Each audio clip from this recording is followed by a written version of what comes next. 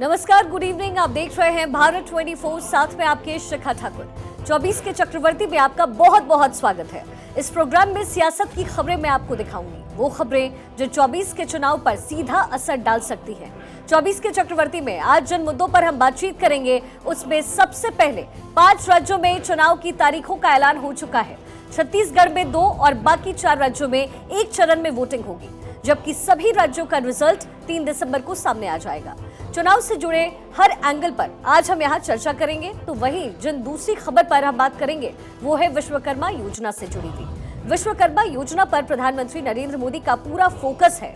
योजना को पारदर्शी बनाने और इसका फायदा जरूरतमंद लोगों तक पहुंचाने के लिए बीजेपी अब अपने नेताओं को अलग अलग राज्यों में जिम्मेदारी देती हुई नजर आएगी। लेकिन सबसे पहले आज हम बात करेंगे 5 राज्यों की और समीकरण निकालने की कोशिश करेंगे कि कैसे तमाम पार्टियां इस वक्त रणनीतियां बना रही है।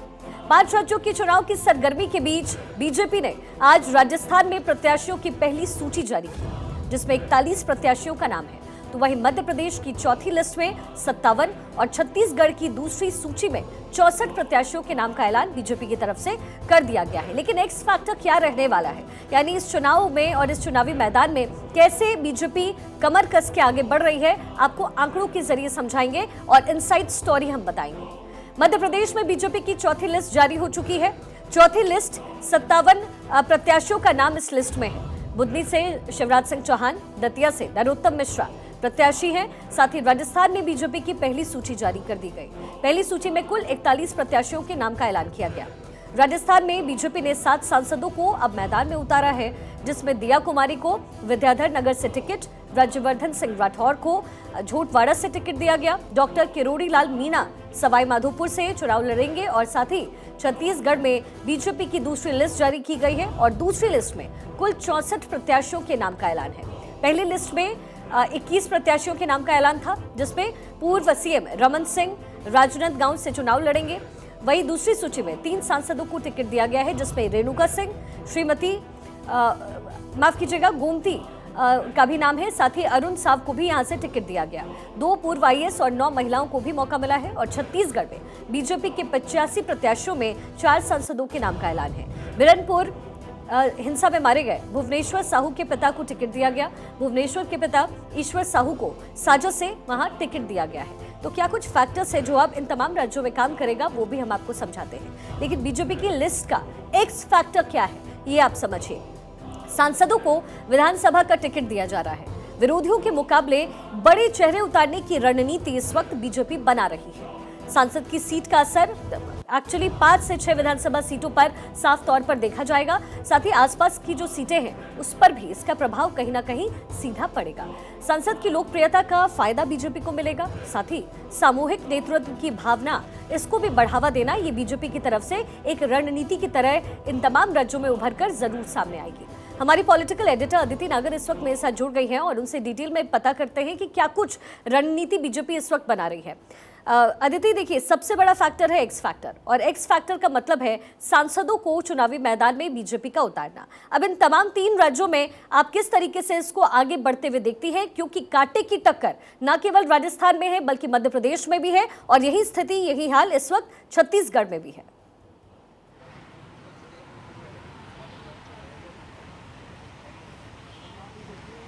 बिल्कुल, हम सबसे पहले डिकोड कर लेते हैं राजस्थान को, फिर इस बार मध्य प्रदेश को भी करते हैं उसके बाद, और छत्तीसगढ़, क्योंकि तीनों में ही जो लिस्ट आई है वो अलग अलग तरीके से रोचक है। सबसे पहले राजस्थान की बात करें तो बहुत मोस्ट अवेटेड इसलिए क्योंकि छत्तीसगढ़ में बहुत पहले कर दी थी, मध्य प्रदेश में पहले कर दी थी, राजस्थान में नहीं हुई थी। और दरअसल क्योंकि नरेंद्र मोदी के नेतृत्व में हो रहा है तो सवाल बार बार ये था कि क्या रमन सिंह, वसुंधरा राजे, शिवराज सिंह चौहान का रोल क्या होगा। मध्य प्रदेश को थोड़ा साइड इसलिए रखते हैं क्योंकि वहाँ ऑलरेडी सरकार है। लेकिन अब जो नाम है इनका एक्स फैक्टर जो आप पूछ रही हैं, पहला, जिताओ उम्मीदवारी पर दाव, यानी सर्वेस पे बहुत ज़्यादा डिपेंडेंसी। तीसरी बड़ी बात, जैसा आपने कहा कि 6 एमपीज़ को उतारा है, राज्यसभा सांसद को भी उतारा है, वो एक बड़ा फैक्टर है। अब इस फैक्टर को कैसे डिकोड करें? पहला, जब आपको लगता है कि ऐसी सीटें जहाँ आपके लिए चुनाव डिफिकल्ट हैं, और सिर्फ सीट ही नहीं, उस पूरे इलाके में आपको मैसेज देना है, वहां पर आप अपने प्रत्याशी को उतारते हैं। तो आपने चुनाव में बड़े चेहरे, अब आपने दिया कुमारी जो कि सांसद हैं, राजघराने का बड़ा चेहरा है, महिला हैं, उनको विद्याधर नगर से उतारा। विद्याधर नगर भारतीय जनता पार्टी की परंपरागत सीट मानी जाती है। वहां से किसको हटाया, वहां से जिसको हटाया वो कौन है वो भी समझ लेते हैं। वहां से जिसको हटाया वो भैरव सिंह शेखावत के पोते नरपत सिंह राजवी, और उनके दिल्ली से काफी और नरेंद्र मोदी से खुद से नरपत सिंह राजवी के अच्छे संबंध है। तो माना जा रहा है कि संभवतः उनको पहले या तो बीकानेरी से लड़ा दिया जाए, या वो पहले भी जहां से लड़ चुके हैं वहां से लड़ा दिया जाए, या उनको लोकसभा से लड़ाया जाए।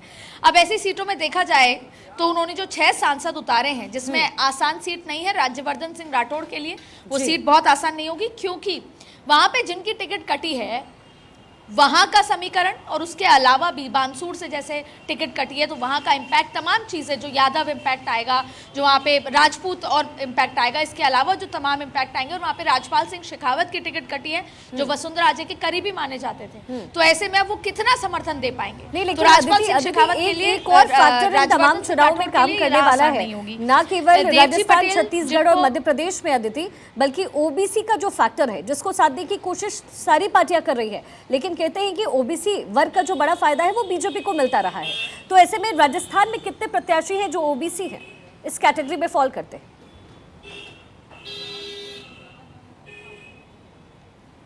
देखिए एग्जैक्ट टाइप से अभी एनालिसिस नहीं है, लेकिन काफ़ी सारे प्रत्याशी हैं जो ओबीसी वर्ग से आते हैं, और इसमें काफ़ी सारी वो सीट भी है जो कि आरक्षित सीट भी है। तो जैसे आपको मैं कुछ सीटें यहाँ पर बता देती हूँ। जैसे सुजानगढ़ आरक्षित सीट है SC, यहाँ पर उनको दिया है क्योंकि जो हम जाति जनगणना और इन तमाम उनकी बातें करते हैं। इसके अलावा ओबीसी भी यहाँ पर देखिए दिया गया है। चौधरी जो हैं झुंझुनू से, उनको दिया गया है। काफ़ी सारे ओबीसी यहाँ पर दिए गए हैं। इसके अलावा क्योंकि 41 की सीट है, इसके अलावा उदयपुर वटी से दिया गया है, फतेहपुर से दिए गए हैं। तो अगर 41 में से समझे तो मोर देन 15%, क्योंकि मैं एग्जैक्ट देख रही हूँ, दातारामगढ़ से दिया गया है। इसके अलावा भी तमाम ओबीसी बहुत सारे हैं। एक दूदू से SC आरक्षित सीट है, जाहिर तौर पे ST बस्ती से आरक्षित सीट है, यहाँ पे दिया गया है। और देखिए जो पूरा समीकरण है, जैसे बाबा बालकनाथ तिजारा से देना, तिजारा पे कांग्रेस हमेशा मुस्लिम प्रत्याशी लड़ाती आई है, जीतती आई है। तिजारा में इस बार जो जिताऊ है बीएसपी का, वो मुस्लिम प्रत्याशी है। यहाँ से मामन यादव का नाम लगभग फाइनल था आखिरी सूची में, लेकिन फिर ये नाम दिया गया क्योंकि ये कहीं ना कहीं यहाँ पर पोलराइजेशन का इम्पैक्ट है और ये बाबा बालकनाथ जीत सकते हैं। तो फिर ओबीसी, SC, ST, पोलराइजेशन, तुष्टीकरण, तमाम फैक्टर्स यहाँ पर इसको पूरी तरीके से देखे गए हैं। लार्जर फ्रंट पर समझने की कोशिश करें तो बीजेपी की तरफ से तमाम सांसदों को उतारना, ये रणनीति कैसे काट होगी कांग्रेस की? क्या लग रहा है, क्या ये रणनीति बीजेपी की पूरी तरीके से काम करती हुई नजर आएगी, खासतौर पर राजस्थान में?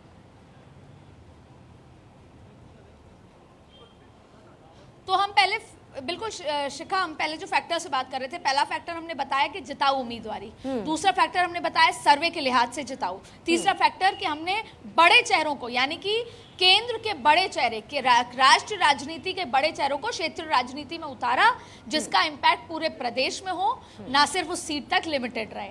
और जिन सीटों पे उतारा है वो काफ़ी सारी सीटें बहुत आसान नहीं है। भागीरथ चौधरी की सीट अटक गई है, जो कि जिस इलाके से है वो सचिन पायलट का इलाका माना जाता है, वो बहुत आसान सीट नहीं है। तीसरा बड़ा फैक्टर है कि संगठन मंत्री चंद्रशेखर का बहुत यहाँ पर चला है, और ये माना जा रहा है कि कई ऐसे नए चेहरे, इसमें कम से कम इस 41 सीटें अगर मानी जाए, इसका अगर पूरा परसेंटेज देखा जाए तो 25% सीटें नए चेहरों पर दाव खेला गया है। यानी परंपरागत जो पॉलिटिक्स होती आई है उससे दूरी की गई है। परंपरागत जो चेहरे होने चाहिए तो उससे दूरी, जिताऊ भी, नयापन भी, कास्ट समीकरण, सोशल इंजीनियरिंग भी। लेकिन कास्ट समीकरण किस दौर में अदिति, क्या ये काम कर पाएगा? क्या एक्स फैक्टर जो बीजेपी की तरफ से खेला जा रहा है, ये मास्टर स्ट्रोक जो खेला जा रहा है, क्योंकि हम देख रहे हैं कि आप बिहार की स्थिति देख लीजिए, जातीय जनगणना, और आज तो राहुल गांधी ने भी प्रेस कॉन्फ्रेंस करके कह दिया कि इन तमाम राज्य जो कांग्रेस शासित है उसमें जनगणना करवाई जाएगी।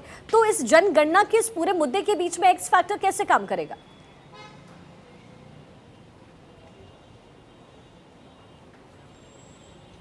बिल्कुल, क्योंकि इन 41 सीटों में से भी अगर बहुत बारीकी से समझा जाए तो केवल 16 सीटें ऐसी हैं जो 100% जीत रहे हैं। बाकी सीटों पे समीकरण है, बाकी सीटों पे सामने का कांग्रेस का प्रत्याशी कौन उतारा जा रहा है, निर्दलीय कौन उतर रहा है, ये बहुत समीकरण। यानी एक बार फिर भले ही बहुत अच्छी सूची थी हो और फिर ओबीसी फैक्टर जैसा आप कह रहे हैं कि जिस तरीके से राहुल गांधी कह रहे हैं, अशोक गहलोत अनाउंस कर चुके हैं आगे की, और जो हिमाचल और छत्तीसगढ़ में ये बात कही है कि इसको वापस से लागू सर्वे कराया जाएगा, तो ये जो पूरा जो मेंटल गेम, जो ये मनोवैज्ञानिक गेम जो खेलने की कोशिश है, इससे जाहिर तौर पे बहुत फर्क होगा। जो गेम 2024 का है, मेजॉरिटी में मेजॉरिटी, आरक्षण पे आरक्षण, जैसे जैसे कहते हैं कि मेजॉरिटी पे मेजॉरिटी, उस गेम का जो छोटा ट्रेलर है वो इन 5 राज्यों के चुनाव में खास तौर पे सिंधी बेल्ट में नजर आएगा। लेकिन अब आपको और भी रोचक बात ये बता देते हैं कि क्या हुआ मध्य प्रदेश में। देखिए, या छत्तीसगढ़ की पहले जिक्र करते हैं, क्योंकि छत्तीसगढ़ की लिस्ट पहले एक लिस्ट आई छत्तीसगढ़ की, वो लिस्ट चौंकाने वाली लगी क्योंकि उस लिस्ट में एकदम नए नाम। हाँ। पर वो लिस्ट कैसी थी, वहां पर जो पहली लिस्ट थी उसमें कांग्रेस के वाली सीटें थी, जो कांग्रेस हावी वाली सीटें थी। बीजेपी जहां पर अच्छा प्रदर्शन नहीं कर रही थी, जहां पर बीजेपी का अच्छा प्रदर्शन नहीं था, तो अदिति, राजस्थान का समीकरण तो हम समझ रहे हैं, मध्य प्रदेश के लिए मैं आपके पास आऊंगी अदिति।